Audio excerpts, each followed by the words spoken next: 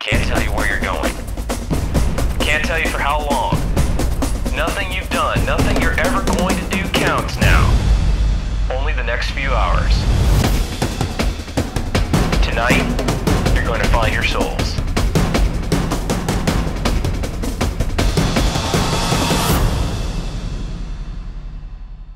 I am Wayne Norrad. I'm a retired Chief Master Sergeant. I was a combat controller for many years in the Air Force, and I actually was selected and became the AFSOC Senior Enlisted Advisor was the term then.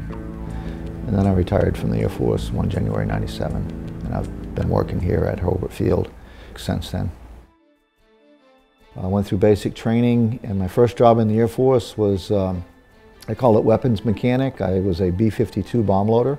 I liked being a B-52 bomb loader. The people that I worked with were great, but I wanted to see more of the Air Force, be more in the action. And it wasn't until I came to Hurlburt in 1970 playing volleyball, and I met some combat controllers here and talked to a couple of guys at the NCO club and found out what they did, and I said, that's what I want to do, and I went back and put my papers in and retrained and never looked back. I was the guy that recommended the V device for commendation medals and achievement medals, and I think added on, it went on to aerial achievement and so on, but I was very, very disappointed in Operation Just Cause when a bunch of my guys from the 23rd STS jumped in under fire.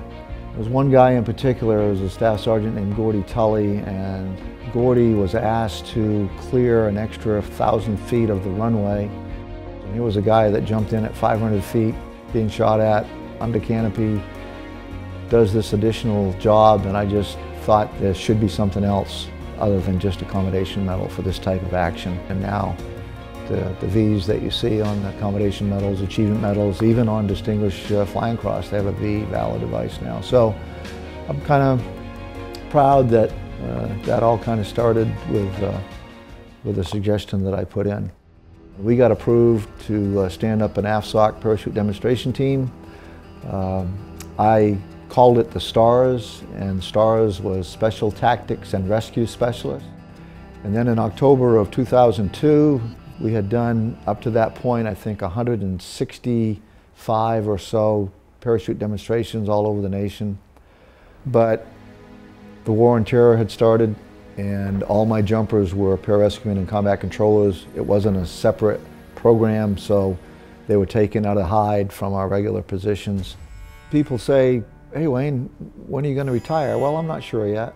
I've been around the military for over 45 years now. It's still exciting for me, so I don't know when I'm going to retire. I just like being around Air Commandos and AFSOC and still around the Air Force after all these years. So I think my goal is to make it 50. Until then, as long as I'm still having fun, I'm sticking with it until my boss fires me.